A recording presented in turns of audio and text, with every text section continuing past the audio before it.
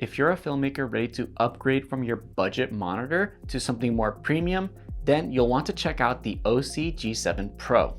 Ever since I started shooting with this monitor, I realized what I've been missing out on.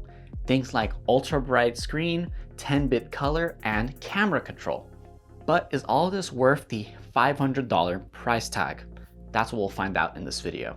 Full disclosure, Osee did send me this monitor for this review, but they have no say in my opinion or on this final video. With that out of the way, let's hop into the review. Let's start with what makes this monitor special. First off, it has all of the basic features you've come to expect from a camera monitor. Exposure monitoring tools like false color, zebra, focus peaking, LUT overlays, grids and safe margins, and even anamorphic de-squeeze. On screen is the full list of features that you get with this monitor.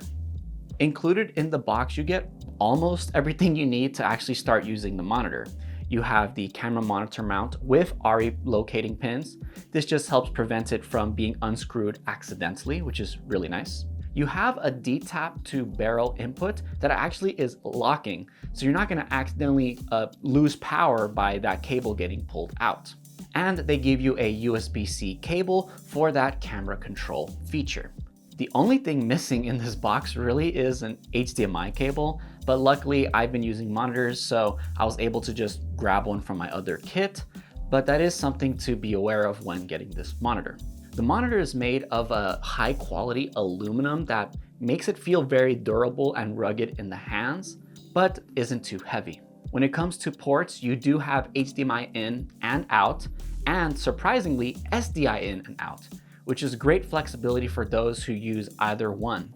When it comes to powering this monitor, you have three options. You have the NPF battery mount on the back. You can also use USB-C power delivery directly into the monitor, or you can use the DC barrel input with their D-tap cable. But now let's talk about those features that you don't see on every single monitor. First one being the 3000 nits of max brightness.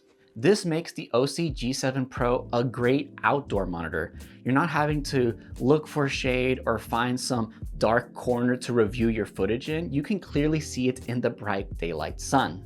But the feature that really makes this monitor stand out from the rest is its camera control.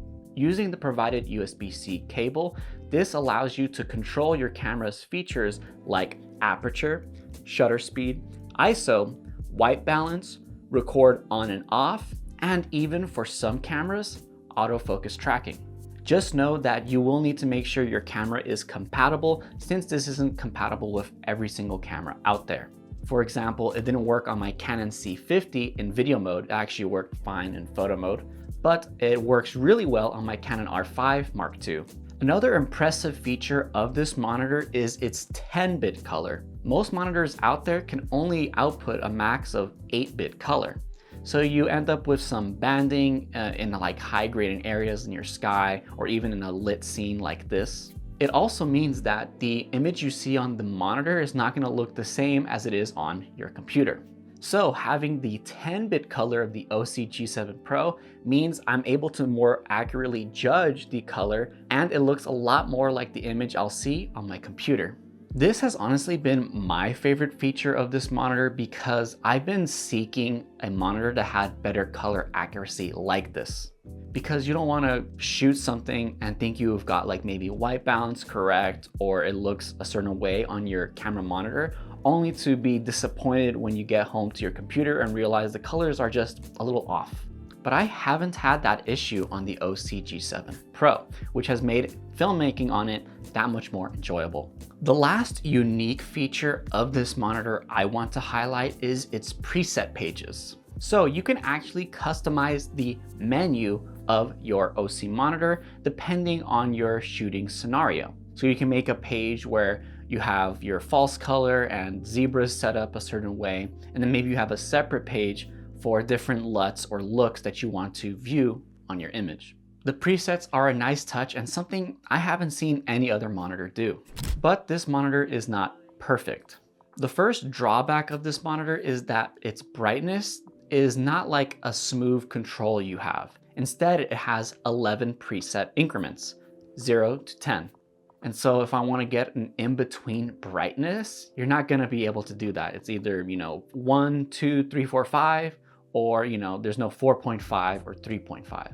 And even at 0, this camera monitor is extremely bright. So if you're shooting indoors in a really dark environment, having it at its lowest setting can still be a little hard on the eyes.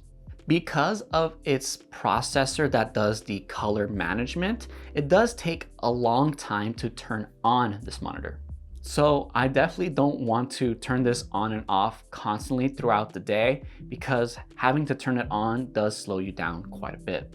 This monitor also doesn't have any buttons on it. You only have the power button on the back of the monitor, but there are no like hotkey or shortcut buttons along the body. And that means that if you want to control this monitor, you're gonna have to use the touchscreen, which can be difficult depending if you're shooting outdoors, say on a winter cold day. I still appreciate having some physical controls, but having none on this monitor is somewhat disappointing. I also personally found the operating system a little bit confusing. I definitely had to read the manual to better understand how to set up the monitor. There's some obvious things like sliding your finger up and down on the left-hand side does brightness, right-hand side does volume. That's pretty standard on most monitors.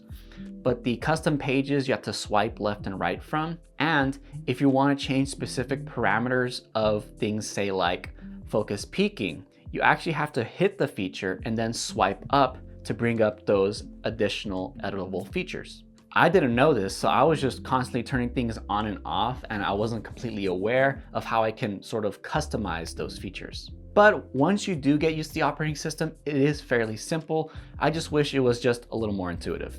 Lastly, the camera control feature only works with a USB-C cable, and that also is going to take the port of your USB-C on your camera. I personally use that port a lot for power delivery from my V-mount battery, so I find that to be a little cumbersome. And of course, I'm a little sad that it didn't work on my Canon C50 in video mode, because that would have been really nice. And so depending on the camera you have, you might want to double check its compatibility. But with all that said, this monitor truly is an incredible value for all the features you're getting. The max brightness and bit color have easily been one of my favorite features and has made shooting on this monitor super fun. I've never used a monitor with camera control before, and now having done so, I can't really imagine myself going back. And having that large 7-inch screen makes framing that much easier and more accurate to judge. And so all in all, I found my filmmaking experience to be more enjoyable and more accurate. And that's not always the case when you're using a more budget monitor. If you'd like to pick one up for yourself, there will be a link in the description and pinned comment below. So what do you think of the Osee G7 Pro? Is this a monitor that you think is worth the $500? If you like this gear review video, you can check out my full gear review playlist here. Thank you so much for watching all the way until the end. I appreciate every single one of you who do, and I'll see you in the next video. Peace.